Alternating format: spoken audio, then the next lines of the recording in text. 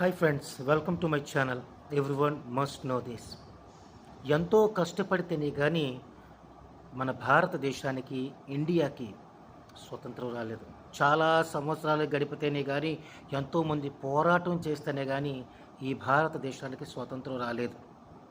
అయితే స్వాతంత్రం అయితే వచ్చింది 1947 ఆగస్టు 15న.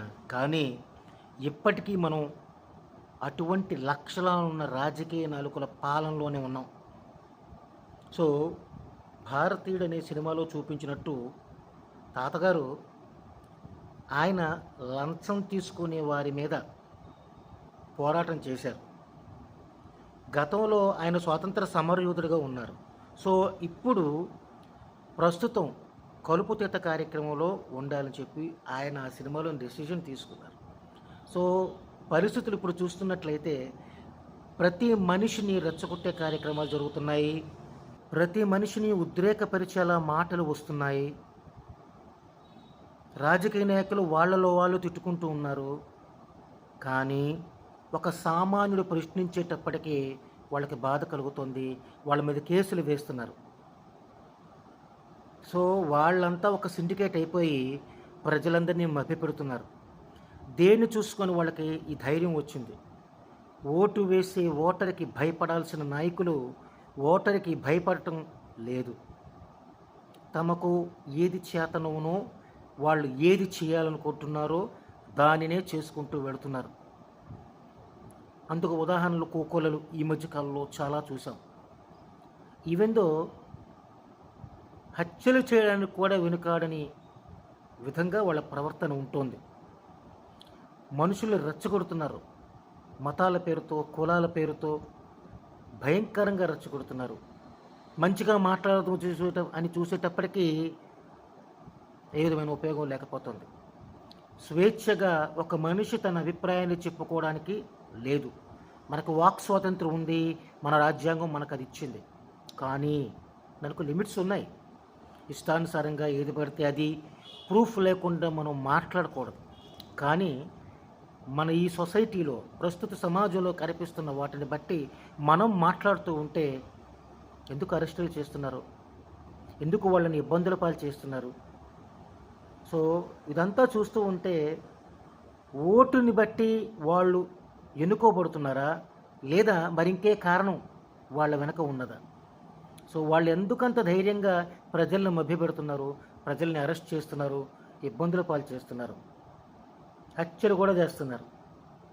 సో కాబట్టి ప్రజలందరూ కూడా ఆలోచించాల్సిన అవసరం ఎంతనే ఉంది.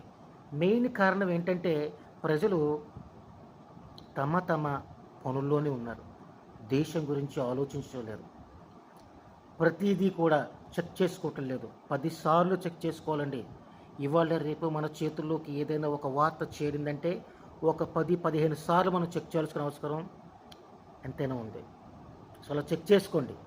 ఇప్పుడు జరుగుతున్న పరిస్థితులు చూడండి. కులాన్ని పక్కన పెట్టండి, మతాన్ని పక్కన పెట్టండి. దేశం బాగుపడాలంటే ఉద్యోగాలు రావాలి. దేశం బాగుపడాలంటే దేశం అభివృద్ధి చెందాలి. టెక్నాలజీ అభివృద్ధి చెందాలి. ప్రతి విషయంలోనే అభివృద్ధి జరుగుతోంది. కానీ మనం మాత్రం ఇంకా దేశం గురించి పట్టించుకోవట్లేదు. ప్రశ్నించటం లేదు. ప్రభుత్వాన్ని ప్రశ్నించటం లేదు. ప్రశ్నిస్తే అరెస్టులు చేస్తున్నారు. ప్రజలందరూ తిరగబడితే వాళ్ళు ఏమైనా మాట్లాడగలరా? ప్రజల్లో ఒక ఉద్యమం వస్తే వాళ్ళు ఏమైనా మాట్లాడగలరా? సో నాయకుల్లో ఓటరు అంటే ఒక భయం రావాలి. ఈవెన్ దో వాళ్ళు ఏదైనా మార్గాలు చూసుకొని వాళ్ళు గెలవచ్చు, గెలవకపోవచ్చు, అది మన చేతిలో లేదు. దాన్ని ప్రస్తుతానికైతే మనం నిరూపించలేం. కానీ వ్యవస్థలన్నీ కూడా చెడిపోతున్నాయి. ఇక్కడ వ్యవస్థలంటే బిల్డింగ్స్ కాదు, అందులో ఉన్న కంప్యూటర్స్ కాదు, అందులో పనిచేస్తున్న వ్యక్తులు తొత్తులుగా మారుతున్నారు. రాజకీయ నాయకులకు తొత్తులుగా మారుతున్నారు. పార్టీలకు తొత్తులుగా మారుతున్నారు.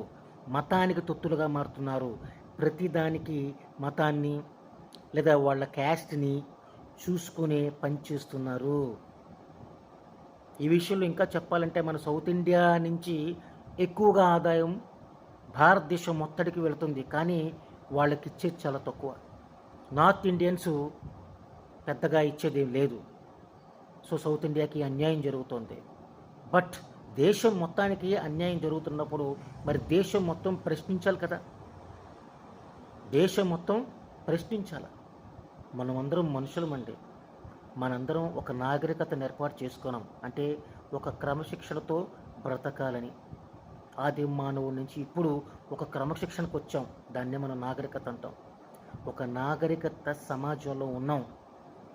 మన భారతదేశం భిన్నమైన మతాలకు పుట్టినిల్లు. దేశ మొత్తం కూడా అనేక మతాలు ఉన్నప్పటికీ మనమందరం పరమతాన్ని గౌరవిస్తాం. మన మతానికి సంబంధించిన వాటి ప్రకారం మనం పూజలు చేస్తాం. కానీ మిగతా మతాల వాళ్ళని చంపం కదా. సో చంపే రోజులు కూడా వచ్చేస్తున్నాయి. చంపేస్తున్నారు. ముఖ్యంగా క్రిస్టియన్స్ని చంపుతున్నారు, ముస్లిమ్స్ని చంపుతున్నారు. ఈవెన్ దో హిందువుల మీద కూడా వాళ్ళకు వాళ్ళు దాడులు చేసుకుంటున్నారు. వాళ్ళ మాట వినకపోతే దాడి చేస్తున్నారు. సో దేశం మొత్తానికి ఇది ఇబ్బంది కదండి. ప్రజలందరూ ఆలోచించాలా, ప్రశ్నించండి అంతే. ప్రశ్నించండి ప్రతిదానికి ఎందుకు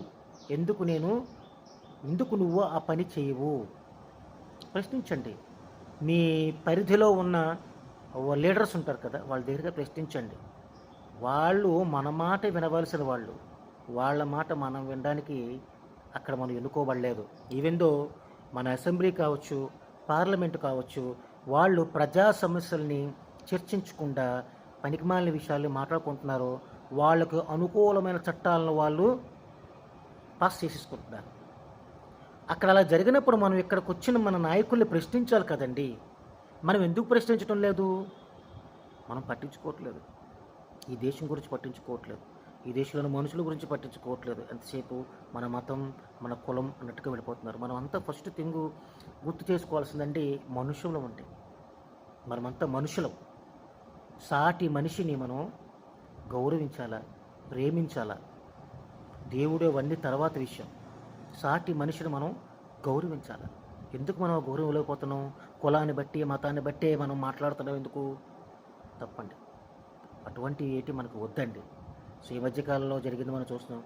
ఫస్ట్ ప్రవీణ్ పగడాల గారిని దారుణంగా ఆయనకి ప్రమాదం జరిగిందని చెప్తున్నారు. ఇంకా పోస్ట్-మార్టం రిపోర్ట్ అయితే రావాలి. కానీ ప్రాథమిక దర్యాప్తు మనం చూసిన దాని ప్రకారం చూసినట్లయితే అది హత్యేమో అని ప్రతి ఒక్క క్రైస్తవునికి డౌట్ వస్తుంది.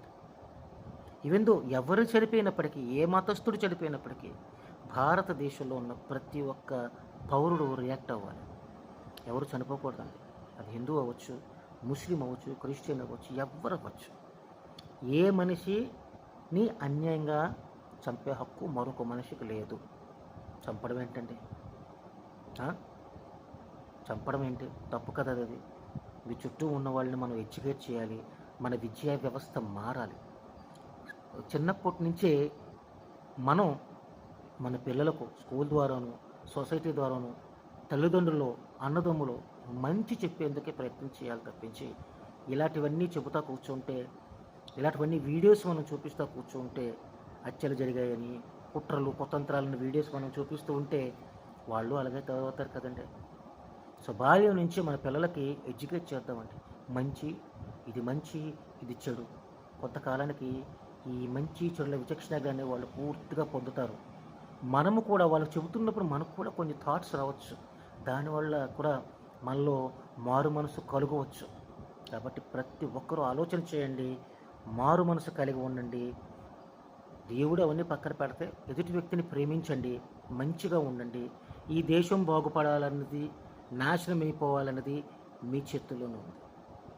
మీరు కానీ ప్రశ్నించకపోతే దేశం నాశనం అయిపోతుంది. మీరు ప్రశ్నించాలి, మాట్లాడాలి. నేను నీకు ఓటేశాను, నిన్ను గెలిపించాను, నువ్వు నా కోసం ఏం చేశావు, పెట్టిన డబ్బంతా, చేసిన అప్పంతా ఎక్కడికి వెళ్ళిపోతుంది? ప్రశ్నించండి. Thank you very much for watching my video. Subscribe చేయండి, లైక్ చేయండి, షేర్ చేయండి. మంచి మాటలు వినండి, పక్కకి వెళ్ళిపోకండి. వీడియోని పూర్తిగా చూసి తమ యొక్క అభిప్రాయాన్ని కామెంట్ రూపంలో తెలియజేస్తారని నమ్ముతూ బెల్ ఐకాన్ని క్లిక్ చేయండి. నా నుంచి ఇటువంటి వీడియోస్ వస్తూ ఉంటాయి. Thank you. జై హింద్.